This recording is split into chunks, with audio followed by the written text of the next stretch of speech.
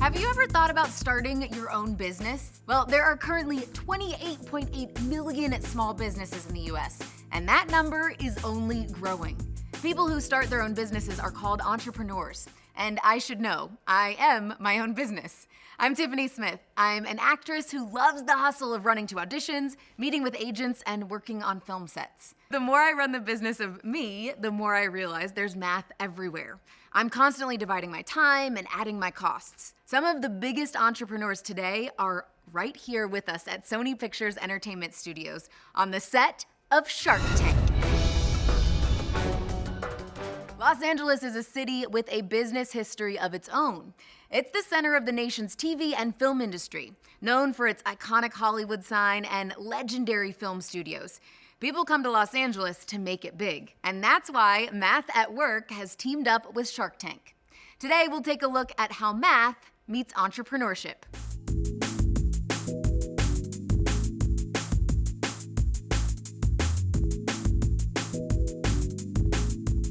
If you've never seen Shark Tank before, it's a show where aspiring entrepreneurs from all around the country pitch their ideas ranging from small products. I'm here seeking $100,000 in exchange for a 20% equity stake in Rethink. To multi-million-dollar companies. And I'm seeking $1 million in exchange for 10% of my company.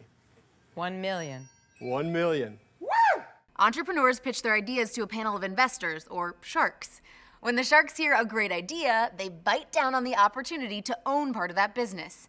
Then they begin to ask the hard math questions. What are the total sales? What does it cost you to acquire the incremental customer now? And what do you sell it for? What's your margin? What are you going to make in this calendar year? Entrepreneurs need to know the math behind their businesses if they want to get funded. You're about to meet 4 young student entrepreneurs from Los Angeles who are ready to face the sharks. My name is Crystal Reynaga. I live in Montecito Heights, California. My name is Angela Garcia. I live in Lincoln Heights.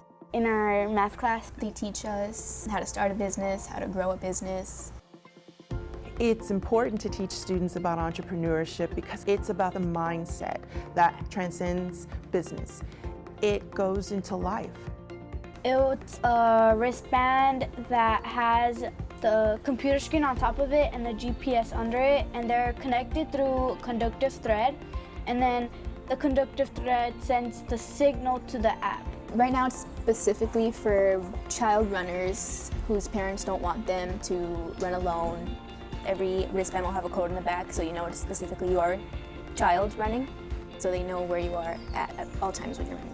Math came into our ideas once we had to figure out how much we would make or how much we had to sell. We're gonna hope to open it up to everybody. I want the sharks to not take it easy on them.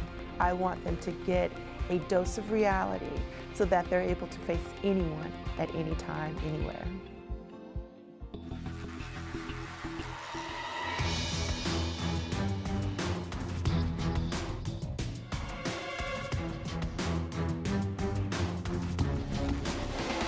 Hi Sharks, my name is Angela Garcia and I love running. Last year I wanted to run the marathon, and as you know, that means long training runs. I'm only 13 years old and my mom doesn't like me running around and training alone at night. That's where I come in. I'm Crystal Reynaga. I'm not a runner, but I've been coding since 7th grade and I'm fierce when it comes to electronics. Together, we built Find You. It is a stylish and inexpensive watch that tracks kids when they're out for a run. With a safe and private app for parents to watch at home. So if anything happens while you're out for a run, or if parents need to track their child on their walk to school, don't worry, we'll find you. You ran a marathon? Yeah. Impressive. And so is your business plan. Our plan is to try and raise a total startup investment of $5,000. How much is it going to cost you to do the app, and what's the cost of the wristband? First off, there are the expenses that we have to pay monthly to keep our business going. $100 for advertisement, $45 for utilities, $45 for internet, and $50 for phone. And then there are the expenses that come with every wristband that somebody buys. The biggest cost will be the GPS chip at $39.95. Then there's 2 cents for silicone and 16 cents for a clasp. You're selling the wristband for $80? That seems cheap. It is. Our competitors sell similar products for almost twice as much. How many wristbands do you have to sell in order to break even? That's my cue. Hi, my name's Richard. I'm here to help you solve these problems. What Robert is asking for is the break-even point. There are many ways to solve this one. Let's start by thinking about what it even means to break even. If you're trying to make money, you'll have to spend some first. Angela and Crystal have to spend money right away just to get their company started. And they have to spend more for each wristband they produce. But the good news is every time they sell a wristband, they make a little bit of that money back. In order to break even, Angela and Crystal will have to sell enough wristbands to make back the money they spent getting the company started. First, let's calculate just how much they make back with each wristband. Each customer pays $80, but Angela and Crystal had to spend $40.13 to make the wristband. Their profit on each wristband is the difference. That means they earn $39.87 every time they sell a wristband. They had to spend $245 just to get the company started. So let's calculate how many wristbands they need to sell to break even. We need to figure out how many times $39.87 goes into their starting cost of $245. We divide 245 by 39.87. This means if they sell 6.14 wristbands, they'll make back all the money they needed to start. However, you can't sell 0.14 of a wristband, so you have to round up to the next whole number. So Angela, you need to sell 7 wristbands to break even. We'd only need to sell 7 wristbands. Wow, that's a really low number. How many customers do you expect to have at the end of 1 year? We're projecting 100. You know, when I think about this, I want to make more money. Maybe by changing the pricing model. In other words, lowering the price of the wristband and then charging a monthly subscription fee. That might really make you a lot more money in the long run. Good point, Kevin. Angela and Crystal actually have 2 parts to their product, a wristband and an app. Right now they're making the app free, but what happens if they don't? Let's define what pricing plans we're comparing. Plan A will be to sell each wristband for $80 and offer the app for free. This is what Angela and Crystal are already doing. For Plan B, let's drop the price to $40 per wristband, but have customers pay $2 per month for the app. Like most math problems, there are many ways to solve this. When comparing pricing plans, a common technique is to graph them on a coordinate plane. The independent axis shows the variable we can't control. It's usually a horizontal x-axis and represents time. Let's divide the x-axis into months. The dependent axis shows the variable that changes with time. This will be a vertical y-axis that represents the amount that customers spend. Let's divide the y-axis into $40 increments. In Plan A, the cost starts at $80 and stays there. This gives us a horizontal line through the value y equals 80. Whether it's the first month or the 20th month, the cost is always going to be $80. In Plan B, the cost is a little more complicated. It starts at $40, but then after 1 month, the customer pays another $2. And the month after, another $2. Every month, the total goes up by another $2. When you have a value that increases at a regular rate like this, you get a line that slants up.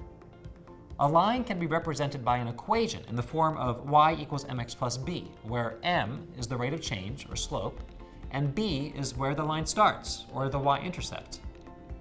We can tell that m is 2 because the line goes up by 2 units for every unit we go across. We can also tell that b is 40 because the line intercepts the y-axis at y equals 40. In this case, the equation is y equals 2x plus 40. The problem asked us to compare the plans over the course of 5 years. For Plan A, the cost is $80 no matter how much time goes by. For Plan B, we have to remember that x represents time in months, not years.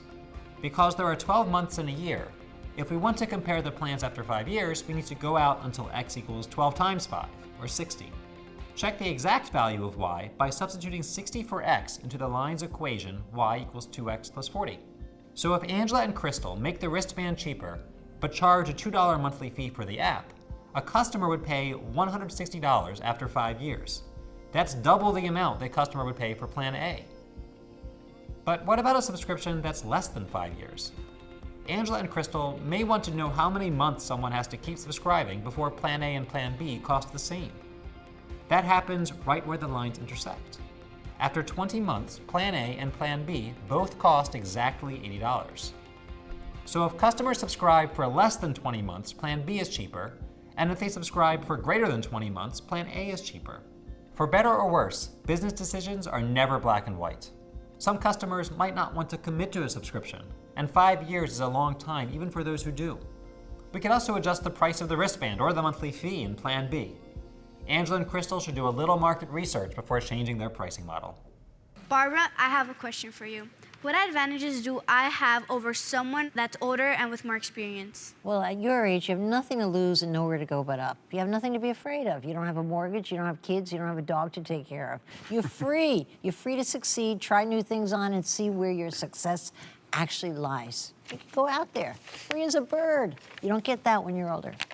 I think you guys are off to a great start because you're focusing on what matters, the numbers and math. I can't wait to see you here in the Shark Tank real soon. Thank you and good luck. Thank you, Sharks. Good luck, guys.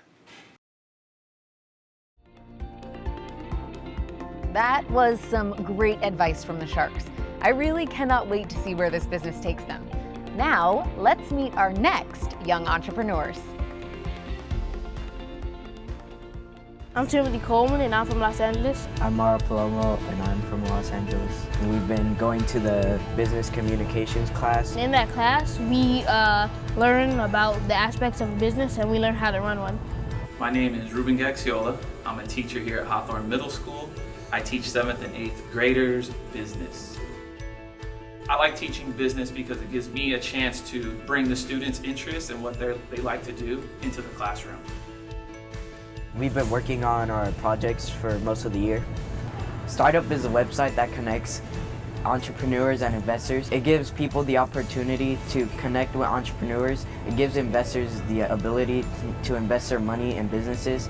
We met with some entrepreneurs, and Timothy immediately said, I want to pair investors with startups. And he went into his 30-second pitch. They couldn't believe that these students were 7th and 8th graders and were so business savvy. There are more businesses failing than there are with success. We help people develop their business so that they can do well. So we have a bunch of potential customers.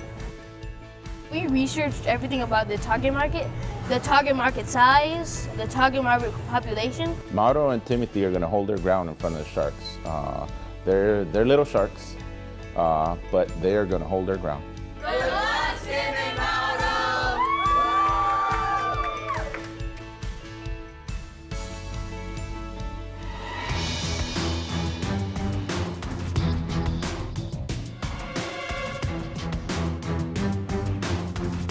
Hello, Sharks. Whenever I ask my parents for money, they always say the same thing, get a job. But I'm 12, so I can't. I tried making money by selling snacks at school. The expenses were low, but so were the profits. We knew that we were the only people trying to make money. Finding investors could be difficult. That's where our business, Startup, comes in. Startup is a website that connects both entrepreneurs and investors. We put all our subscribers into a database so that entrepreneurs can look for investors that match their market and size, and investors can look for entrepreneurs that they think have potential. And it's all from the safety and comfort of your home. Remember, we make our dream come true by making your dream come true. Wow, that's ambitious. So tell us, how are you planning to make money? Investors and entrepreneurs both pay $14.95 every month to sign up. Entrepreneurs also give us 5% of their business. From there, we'll do the legwork of connecting them to investors. Now, I know you can't make money without spending money. What are your costs? The entire service is online, so our costs are just a monthly fixed cost that comes from keeping our business running. Take a look. I love it when an entrepreneur turns math into an impressive graph. Can you guys walk me through how'd you make this? I'm impressed too. It's impossible to list every cost of starting a business, but it's important to try. Business owners need to track their money, and investors want to see how they'll spend it. Timothy and Mauro covered 5 big expenses: rent, a domain, anti-hacking software, advertising, and internet. They chose to graph these expenses in a circle chart. I think that's a good choice. It helps them compare each slice to the whole pie. The most precise way to make a circle chart, and definitely what you would do for a Shark Tank presentation, is to use a computer. But sometimes you need to make a graph quickly. Maybe you're explaining a financial matter to an employee or an investor, or maybe you just want to check your work. I know if Mark Cuban asked me how to make a graph, I'd get out a pencil and paper and show him my work. I'd start by listing the 5 expenses that go in the graph. If we add the values up, we get 275. But in a circle chart, we want all the values to add to 100%, not 275. So I'm going to use a calculator here and divide every cost by 275. That will convert each expense to a percent expressed as a decimal. Now it's time to start drawing. I began by dividing a circle into fourths. I know each fourth is 25%. I noticed that anti-hacking software and advertising combined are 24%. That's just about one of those fourths. I'll split that fourth in half and make advertising a little bit bigger. I also noticed rent and internet combined are 72%, which is just about the remaining 3/4. I'll leave out a sliver and divide the remaining 3/4 in half. And that last sliver, which is the remaining 4%, will be the domain cost. So there's our sketch.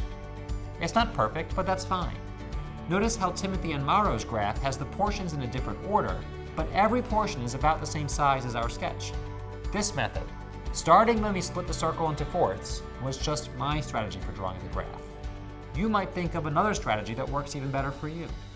Thanks for bringing it up, Mark. I can tell you two know how to focus on a problem. Where are you going to take the business next? We want to tighten up our business plan and make our idea into a reality, but we need a little help. What offer should we be asking for? I think you'd need a lot of money up front. I would like to ask investors for $20,000 in exchange for 25% of your company. I believe in your business savvy. I think you have the potential to convert lower investment into a lot of profit. I think you should ask the Sharks for $15,000 in exchange for 15% of your company. We have 2 offers to compare, and I like this problem because there's no one right answer. Both offers have pros and cons. One common way to compare offers like this is to compare their valuations. A valuation describes how much a company is worth. If someone offers $50,000 for 100% of a company, then the company's valuation is exactly $50,000. On the other hand, if someone offers $50,000 for 50% of a company, that person is valuing the entire company at $100,000. So what do you do when the numbers get trickier? In the first offer, Timothy and Mauro are offered $20,000 in exchange for 25% of the company. Let's write this as $20,000 equals 25% of some amount, or X. Finding 25% of a number is the same as multiplying that number by 0.25. That gives us an equation we can solve by dividing both sides by 0.25. So the first offer values the company at $80,000. Now in the second offer, Timothy and Mauro are offered $15,000 in exchange for 15% of the company. Let's repeat the same process. Begin with the equation $15,000 equals 15% of a number. Rewrite 15% of a number as 0.15 times some amount, or y. Then solve the equation by dividing both sides by 0.15. So in the second offer, the company is being valued at $100,000. At first glance, offer 2 is a little better. It values the company at more money. However, the valuation is only one part of the offers. Timothy and Mauro should consider other differences between the offers too. For example, if they need a lot of cash right now to help with upfront costs, they may be more interested in an offer with more money. Or if they think their company has a lot of longevity and will grow considerably, they may not want to give up too much of it. They would have to split their profits even more. It's unclear which offer is better. Offer 2 gives the company a higher valuation, but Timothy and Mauro must decide for themselves what to ask investors. Successful entrepreneurs need to use their best judgment and take risks. Good luck, guys. Kevin, I have a question for you. Since we're a young business, what do you think the best marketing strategy would be for us? You just have to keep going. That's what the essence of being an entrepreneur is. The fact that at this age you're already starting to think about it is amazing. You guys rock. You're going to make it back to the Shark Tank, no sweat. I can't wait to see where this idea goes next. Thank you so much, guys. Thanks, guys. Good job, guys. Great job.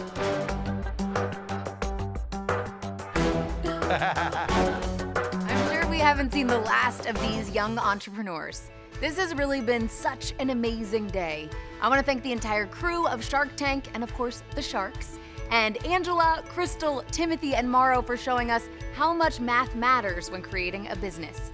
Today we learned that a great idea and a lot of work isn't enough.